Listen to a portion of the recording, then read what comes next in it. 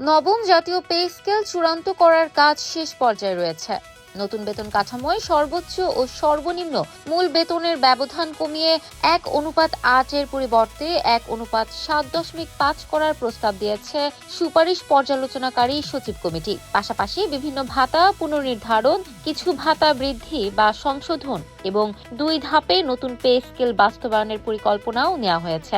ধাপে ধাপে বাস্তবায়ন করার ঘোষণা দিচ্ছে। অর্থ মন্ত্রণালয়ের সংশ্লিষ্ট সূত্র জানিয়েছে, গেজেট জারিতে আরও বিলম্ব হতে পারে। কর্মকর্তাদের ধারণা, এটি প্রকাশে আরও 2 থেকে 3 মাস সময় লাগতে পারে।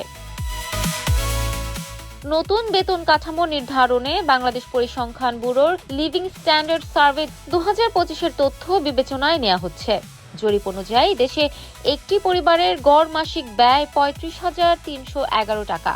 সিটি কর্পোরেশন এলাকায় এ ব্যয় 46,778 টাকা এবং 6 সদস্যের একটি পরিবারের মাসিক গড় ব্যয় 66,253 টাকা। জাতীয় বেতন কমিশন প্রথম গ্রেডের মূল বেতন 1,60,000 টাকা এবং 20তম গ্রেডের মূল বেতন 20,000 টাকা নির্ধারণের সুপারিশ করেছে। তবে সচিব কমিটি প্রথম গ্রেডের মূল বেতন 1.5 লাখ টাকা নির্ধারণের বিষয়টি বিবেচনা করছে। একই সঙ্গে সর্বনিম্ন গ্রেডের প্রস্তাবিত মূল বেতনও কিছুটা সমন্বয়ের চিন্তা রয়েছে।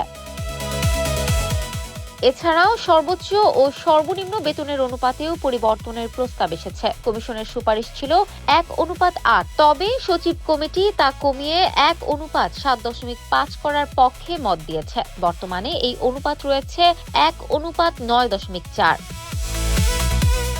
তবে সরকার 19তম থেকে প্রথম গ্রেড পর্যন্ত বিভিন্ন ভাতা বাড়ানোর পরিকল্পনা করছে। বিশেষ করে যাতায়াত, টিফিন, ধোলাই ও ঝুঁকি ভাতার উপর নির্ভরশীল নিম্ন গ্রেডের কর্মচারীদের ক্ষেত্রে তুলনামূলক বেশি হারে ভাতা বৃদ্ধির বিষয়টি বিবেচনায় রাখা হয়েছে। তবে সব সুবিধা একসঙ্গে কার্যকর করা হবে না। বেতন কমিশন চিকিৎসা ভাতা সর্বোচ্চ 5,000 টাকা করার সুপারিশ করলেও সরকার তা 3,000 টাকা নির্ধারণের কথা ভাবছে।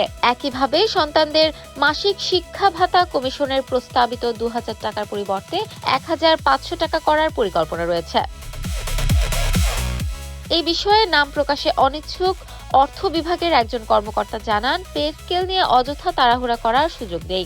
এটি দীর্ঘমেয়াদী আর্থিক দায়বদ্ধতার বিষয়। ফলে প্রতিটি সুপারিশের আর্থিক প্রভাব, প্রশাসনিক বাস্তবতা এবং আইনগত দিক যাচাই করেই চূড়ান্ত সিদ্ধান্ত নেওয়া হবে।